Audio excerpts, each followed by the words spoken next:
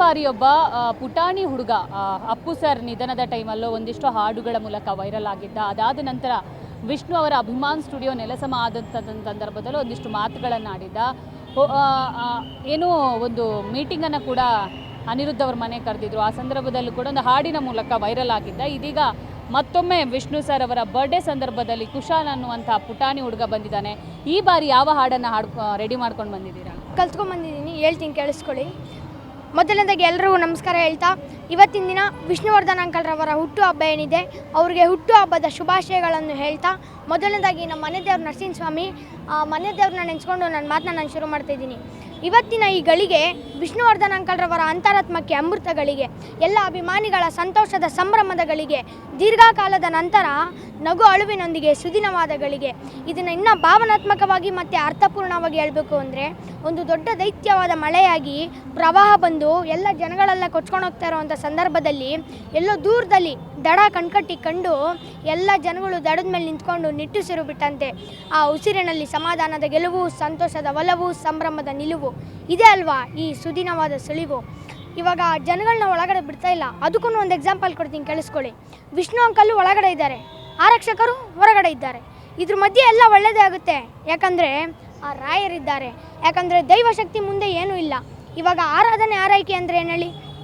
ಮನಸ್ಸಿನ ಭಾರವನ್ನು ಇಳಿಸೋದು, ಬಿಸಿ ಕಂಬನಿ ಒರೆಸೋದು, ಪ್ರೀತಿಯಿಂದ ಅಪ್ಪಿಕೊಳ್ಳೋದು, ಮುತ್ತಿಟ್ಟು ಲಾಲಿ ಹಾಡೋದು, ಮತ್ತು ಚರ್ಮಸ್ಪರ್ಶನೆ ಅಂದರೆ ತಾಯಿ ಮಗುವಿನ ಚರ್ಮಸ್ಪರ್ಶನೆ. ಇದಕ್ಕೆಲ್ಲ ಸತ್ಯವಾದ ಅರ್ಥ ಅಂದರೆ, ಎಲ್ಲೋ ದೂರದಲ್ಲಿ ತಾಯಿ ಭುವನೇಶ್ವರಿ ವಿಷ್ಣುವರ್ಧನ್ ಅಂಕಲ್ನ ತೊಡೆ ಮೇಲೆ ಕುಂಡ್ರಿಸ್ಕೊಂಡು ಕರ್ನಾಟಕ ರತ್ನ ಪ್ರಶಸ್ತಿನ ಅರ್ಪಣೆ ಮಾಡಿರೋ ರೀತಿ ಭಾಸವಾಗ್ತಾ ಇದೆ ಅಂತ ನನಗೆ ಅನ್ನಿಸ್ತಾ ಇದೆ. ಇವಾಗ ಒಂದು ಹಾಡು ಹೇಳಕ್ಕೆ ಇಷ್ಟಪಡ್ತೀನಿ. ಆ ರಾಮನು ಇಟ್ಟ ಬಾಣದ ಗುರಿಯು ಎಂದೂ ತಪ್ಪಿಲ್ಲ, ಎಂದೆಂದೂ ತಪ್ಪಲ್ಲ. ಈ ರಾಮಾಚಾರಿನ್ ಕೆಣಕೋ ಗಂಡು ಇನ್ನೂ ಹುಟ್ಟಿಲ್ಲ, ಹಾ ಗಂಡೇ ಹುಟ್ಟಲ್ಲ.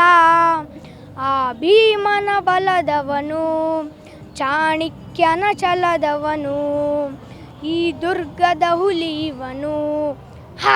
ಹಾವಿನ ದ್ವೇಷ 12 ವರುಷ, ಹಾವಿನ ದ್ವೇಷ 12 ವರುಷ, ನನ್ನ ರೋಷ 100 ವರುಷ, ನನ್ನ ರೋಷ 100 ವರುಷ, ಹಾವಿನ ದ್ವೇಷ 12 ವರುಷ. ಧನ್ಯವಾದ. ಎಷ್ಟನೇ ಕ್ಲಾಸ್ ಓದ್ತಿದ್ದೀಯಾ? 7th ಅಕ್ಕ. ಯಾವ ಸ್ಕೂಲು? ಅನನ್ಯ ಪಬ್ಲಿಕ್ ಸ್ಕೂಲ್. ಯಾವ ಸ್ಟಾರ್ ನಟ ನಿಮಗೆ ತುಂಬ ಇಷ್ಟ, ಇನ್ಸ್ಪೈರ್ ಯಾರು? ನನಗೆಲ್ಲರೂ ಒಂದೇ. ಇವ್ರುಗಳಿಂದಲೇ ನಮ್ಮ ಕರ್ನಾಟಕ ಮುಂದೆ ಬರಬೇಕಾಗಿರೋದು. ನನಗೆಲ್ಲರೂ ಒಂದೇ. ಈಗ ಸುದೀಪ್ ಸರ್ ಅವರು ಪುತ್ಥಳಿಯನ್ನು ರೆಡಿ ಮಾಡ್ತಾ ಇದ್ದಾರೆ. ಸುದೀಪ್ ಸರ್ ಬಗ್ಗೆ ಏನಾದರೂ ಹೇಳೋಕ್ಕೆ ಇಷ್ಟಪಡ್ತೀಯಾ? ಅವ್ರು ಇವಾಗ ತುಂಬಾ ಒಳ್ಳೆ ಕೆಲಸ ಮಾಡ್ತಾಯಿದ್ದಾರೆ. ಅದಕ್ಕೆ ಅವ್ರಿಗೆ ಮೊದಲನೇದಾಗಿ ಧನ್ಯವಾದ ಹೇಳ್ತಾ ಇದ್ದೀನಿ. ಹಾಗೆ ಅಭಿಮಾನ್ ಸ್ಟುಡಿಯೋದಲ್ಲಿ ಜಾಗ ತಗೊಂಡು ಎಲ್ಲ ಅಭಿಮಾನಿಗಳನ್ನ ಒಳಗಡೆ ಬಿಡಬೇಕಂತ ಕೇಳ್ಕೊತಾ ಇದ್ದೀನಿ. ಇದಿಷ್ಟು ಪುಟಾಣಿ ಬಾಲಕ ಕುಶಾಲ್ ಅವರ ಮಾತು. ಕ್ಯಾಮರಾ ಪರ್ಸನ್ ಜಯನ್ ಜೊತೆ ದೀಪಿಕಾ, ಪವರ್ ಟಿವಿ, ಬೆಂಗಳೂರು.